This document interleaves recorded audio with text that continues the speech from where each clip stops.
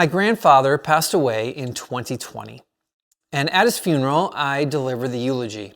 And to give you a little idea of what he meant to me, here's just a small portion of what I said. What can I say about this man?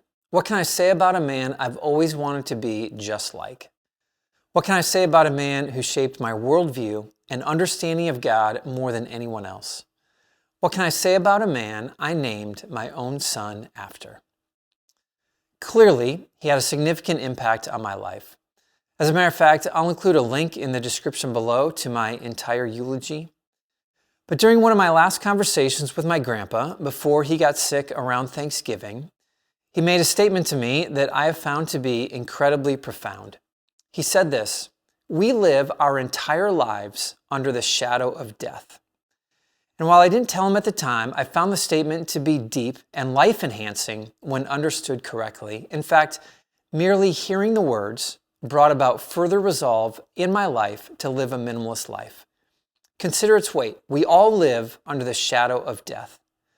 That statement was true in 2020, maybe more than any other year. But death is not new to us, despite the unprecedented times we lived through. In fact, we live every day with the understanding that it might be our last.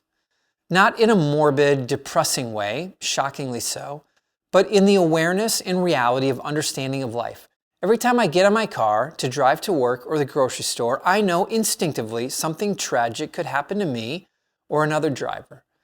I also know full well that even if I don't leave my house, a medical emergency could befall me or someone I love.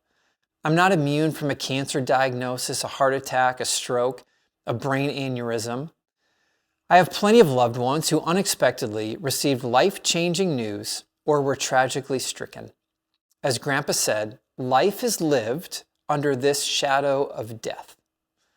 The reality of it surrounds us every day of our lives. And even if we don't have a close loved one who recently passed away, we almost certainly know someone who has. Nobody escapes life alive. But somehow it seems human beings are able to both live within the knowledge of death and somehow function apart from it. Death is inevitable, and yet I'm able to live wholly today, focused on the present and the future as if it won't happen to me today. I'm aware of coming death, but I'm not paralyzed by it. It's a fascinating paradox and ability of the human mind when you think about it. While the shadow of death does not paralyze me, in the quiet moments of life, the shadow motivates me and sharpens the wisest among us. Only a fool lives as if their life will never end. We receive one life to live with a limited number of days and a limited number of resources to accomplish our purposes. Almost all of our resources we consume during our journey are limited: money, time, and energy, even the relationships that we're able to pursue. This reality of our finite nature is an important truth. It is one that we should intentionally choose to focus on every day, because when we do, it changes our actions, our motivations, and our pursuits. It changes us.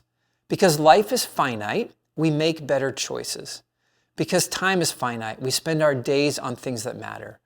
Because money is finite, we spend it on pursuits that will outlast us.